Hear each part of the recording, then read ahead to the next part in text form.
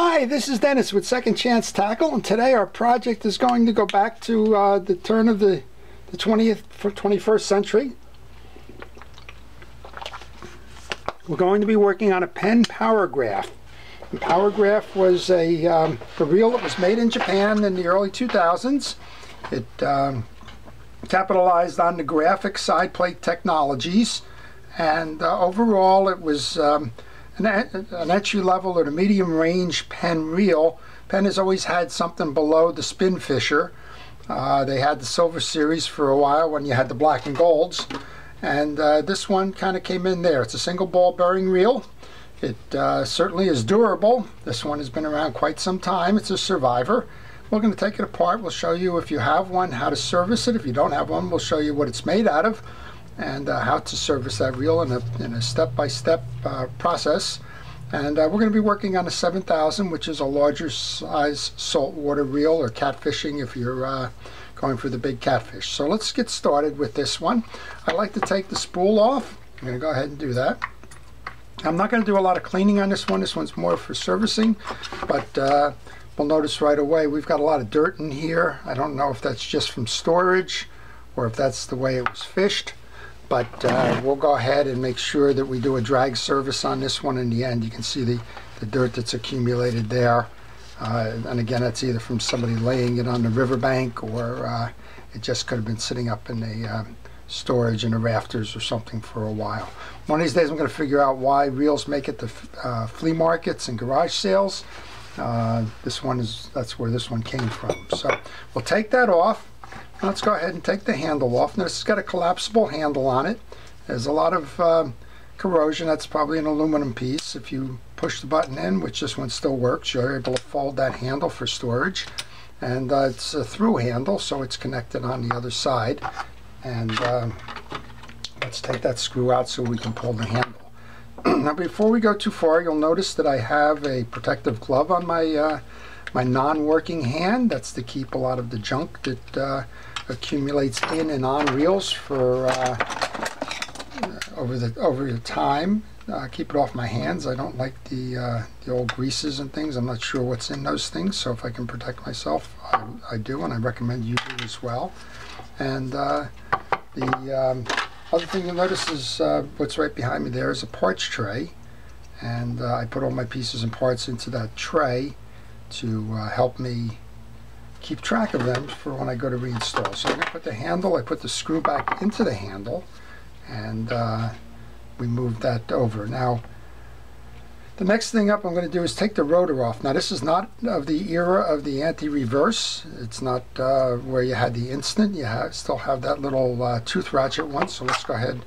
We'll start by taking off the click ratchet and the little shim washers that go with that. And put those into the spool. And I would tell you, if you don't know the reel you're working on, go out to the web.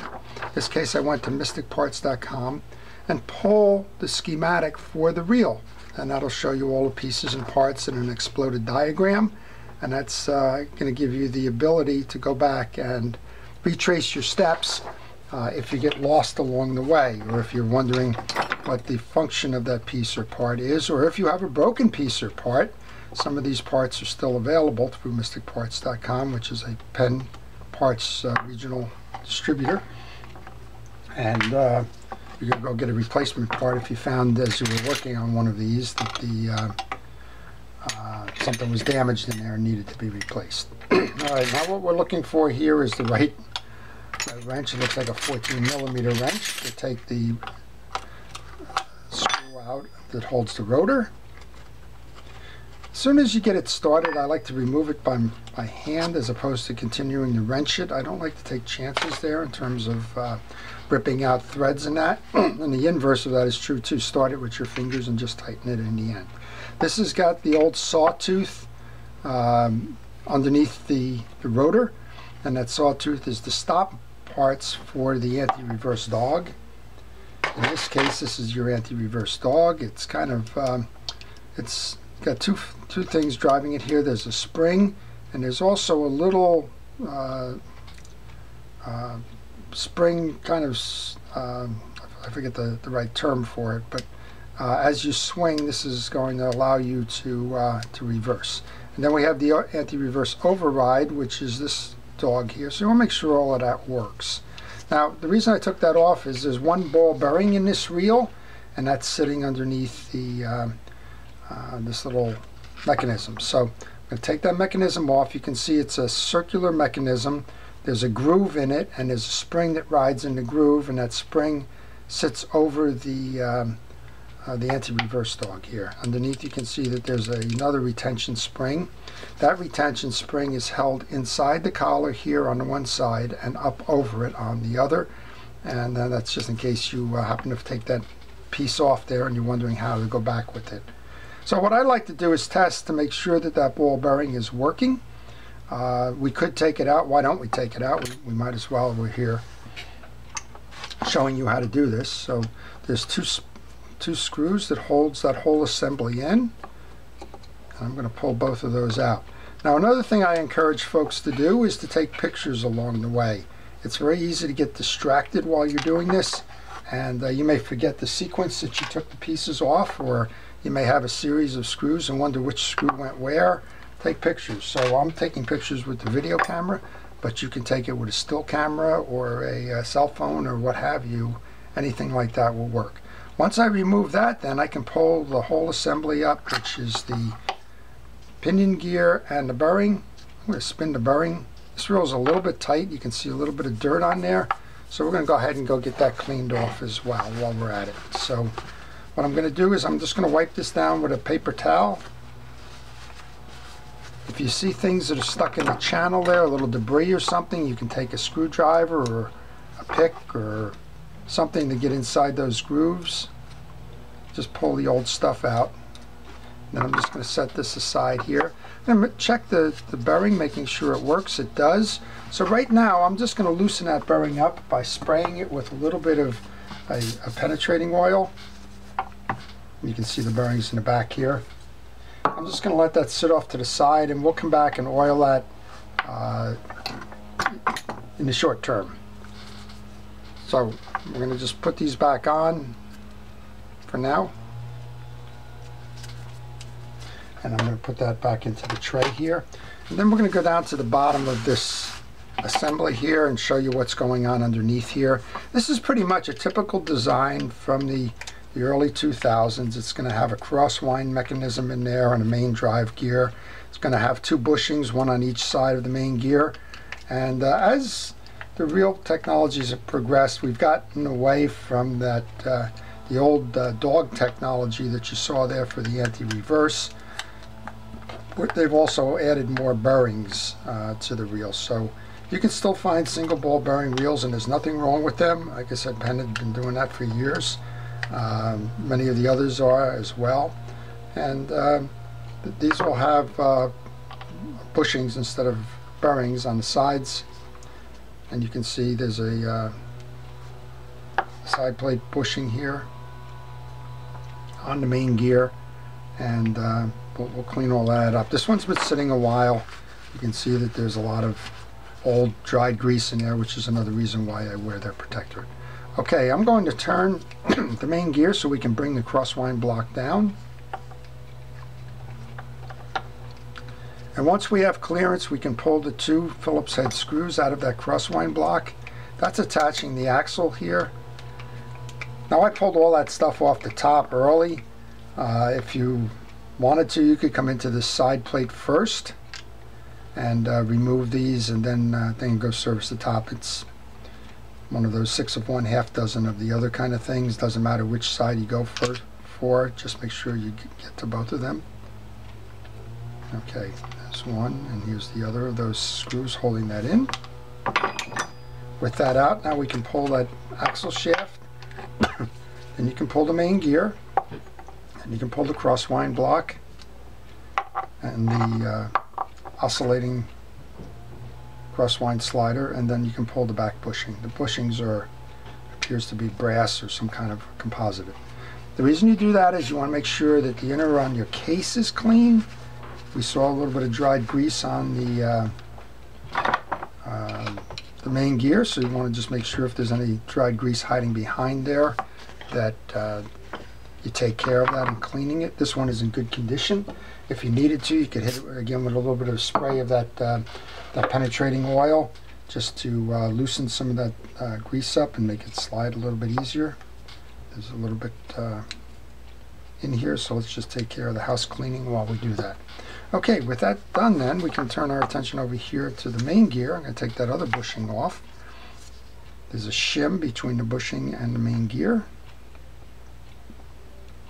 That one seems a little tight. It's probably locked on because of the dried grease. So let's just get that dried grease off. And you can see it's coming in chunks, so that's not doing anybody any favors there in terms of performance. All right, that's clean. Let's get the dried grease from underneath here. And this is like taffy at the moment. It's not having any lubricating purpose whatsoever. As a matter of fact, it's probably impeding performance here. As I mentioned, when I first got this reel, it was very sluggish, which suggests that it's been sitting on the sidelines for some time now.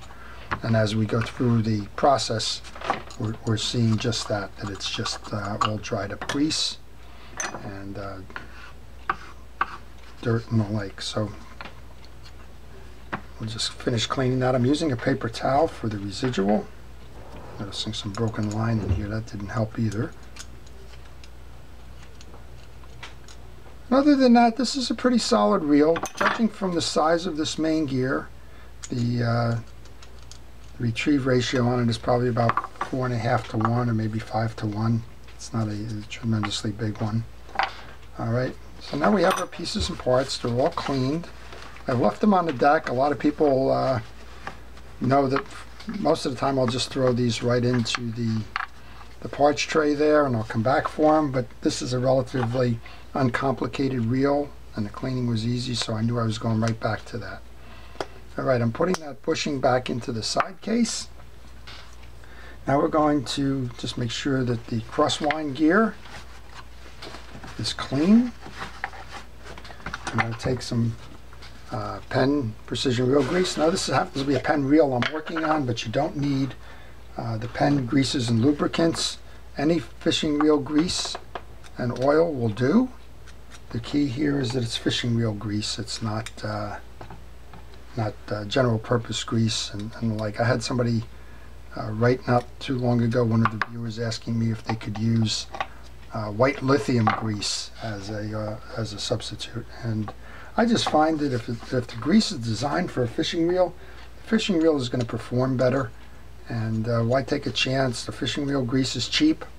It's I think you can buy the 1 ounce containers. Is the pound container, but I think you can buy the 1 or 2 ounce containers on the internet for about $6 or $7. So why fool around with general purpose oils and the like? Just go get yourself the right stuff from the beginning. All right, now we're going to put the main gear back in. At this point, I'm going to go up top here. We kind of shot that around. I'm going to hit this with some real fishing reel oil. In this case, this is Real-X oil. I'm going to make sure that that bearing gets a nice drink of oil. And then I want to make sure that I get some grease into the pinion gear. And I'm going to go seat that.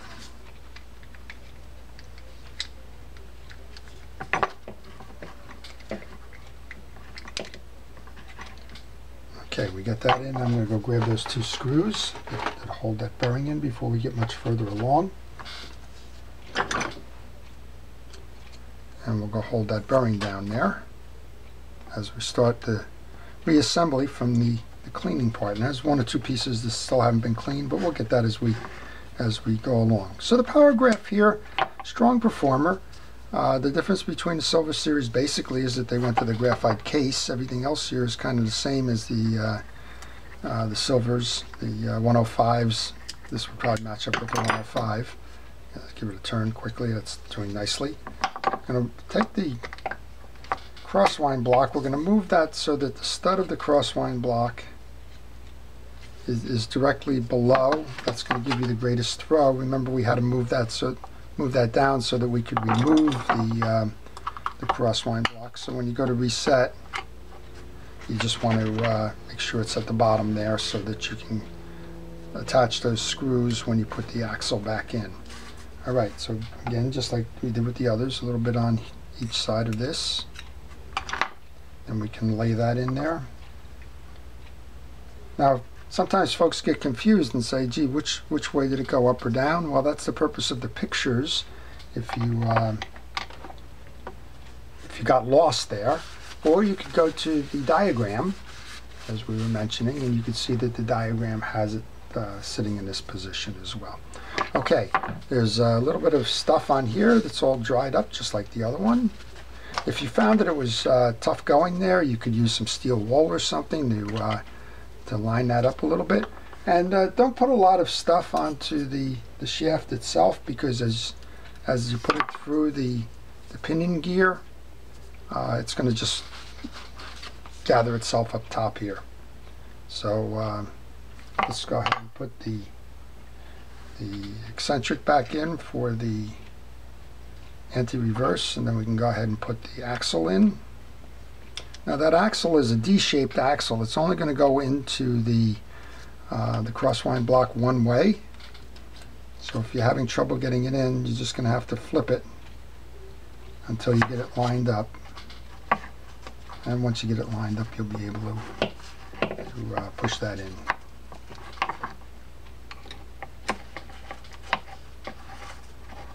There we go, we're in now.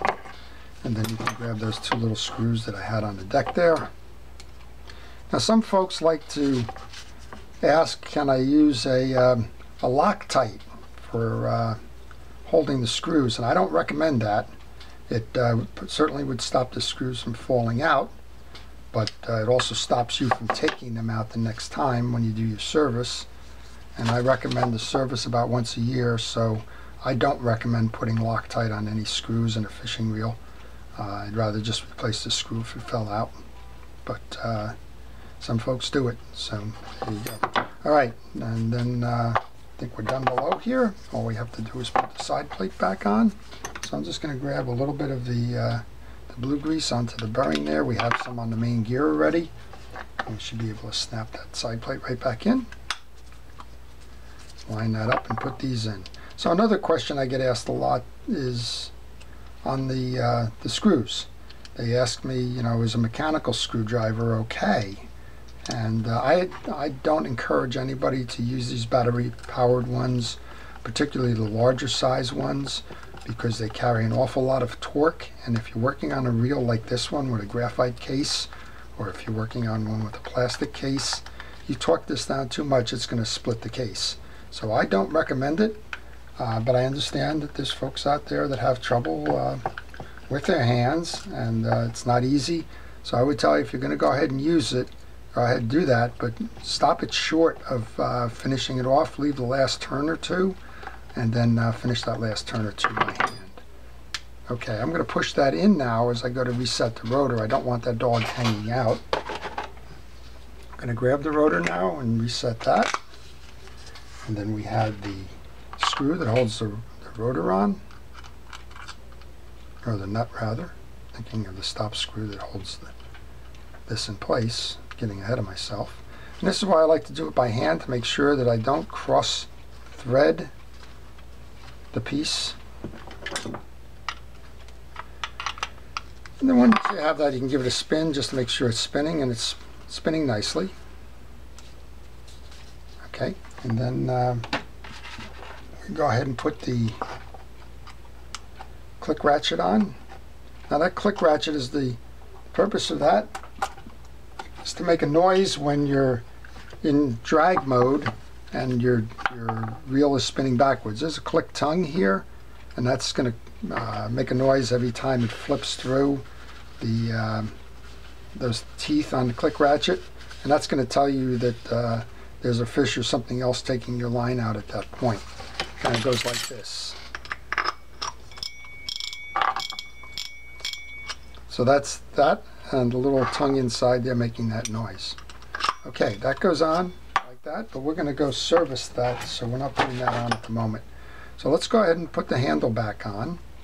Now I mentioned there's some salt buildup and corrosion on this, I'm not doing the cleaning on it at this point, but I am going to spray this with some WD-40 or equivalent, penetrating oil. I'm just going to let it sit as I put that onto the reel there, and that'll clean up later when I get around to it. And then we'll put the hold screw on this side, just to make sure that we've got the handle tightened down the way it should be tightened down. Now you can see, you know, from a pricing standpoint, that this was an entry level or close to an entry level reel. It's not a cheap reel, but it's an entry level reel for Penn. Kind of lines up with like the Penn Pursuit today. You know, good, better, best strategies that they had. This would be good or better. Wouldn't be their best. The best would have been at the time would have been the Spinfisher. But it was an affordable entry point. Oh, this is spinning a whole lot better than it was, that's for sure. Okay, so there's that reel. Let's do the top then. We saw a lot of dirt when we pulled off the adjuster knob for the drags. We're going to take out the spring clip that holds the drag stack in place. And this is a spring clip, so you want to make sure that you're holding it as it comes out. Put that in the basket. Then we're going to have a set of drag washers in here. I believe these are Teflon, but we'll see. No, these are HT100s. So these are fabric washers. Here's how they lay out.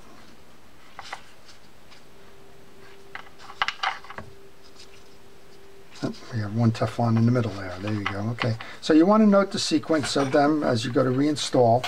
We're going to lubricate the two HT100s. The Teflon one we're going to leave alone. And we're just going to make sure that the metal washers are clear of any debris, because when they go to operate, you're going to want to make sure that there's nothing in there like sand or something that's going to tear into the washer and make it less effective. So in these cases it's just dirt, and that makes sense. This channel, which is also very dirty when we'll clean out, this channel takes the brunt of the water as you're fishing. That's the first thing. The wet line's coming out of the water, and it's going to spool, and it's throwing all of the water right onto your drag setup on top. So that's one of the disadvantages. There are many advantages, but that's one of the disadvantages of having a top drag reel. Alright, just some of the newer models from Penn have the slammer drags, and the slammer drag is actually located under the down here under the spool as opposed to on the top, but this one's basic. Okay, and then we're going to just, these are HT100s, they're fabric washers, so I'm going to put a little bit of drag grease onto these, just enough to keep them flexible, a little bit on each side. Then I use my gloved hand as a tool actually to rub that lubrication in, and then I want to take a paper towel and just wipe off the excess. So we'll put the one hard washer in, and then we've got the round metal one. And again, if you were taking pictures along the way, you took the pictures and you knew where each of these go. The Teflon washer was next in, and then the eared washer. And this is typical of a drag stack, but the ear washer always goes in the middle and goes in the grooves that are set there for it.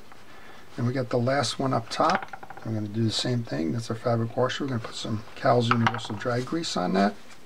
Rub it in to make sure that it's coated well. Wipe off the excess. Put that into the center.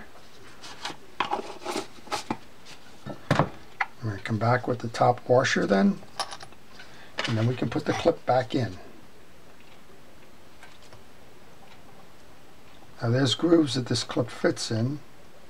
Just want to make sure they're in the groove, and you also want to make sure that you're keeping your finger on it until everything is set, so that that spring doesn't fly off. Okay, so we're pretty much done with this then. We've got the spool going back on. Just got to turn it until you match that up. And put the drag adjuster knob on.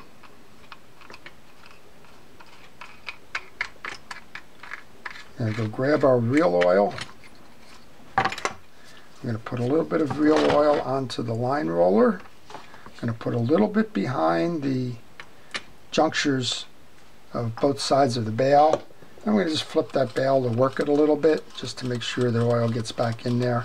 These are driven by springs. There's nothing really to lubricate underneath there. If you wanted to, you could take this off and clean out any dirt and debris, but these are pretty tight here. It doesn't look like anything would have gotten in there, so you don't need to do that unless you're feeling that you have a sluggish drag. Okay, so there you go. This is it. This is the Penn 7000 Powergraph. It's a nice reel, you can see. Nice smooth performer for a single ball bearing.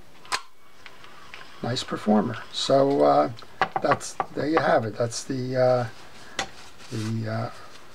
entry or midpoint price from a reel from the 2000s. And if you see one around and you're interested in it, it's not a bad investment. You can still pick these up for $20 or so. It's a decent investment for price paid.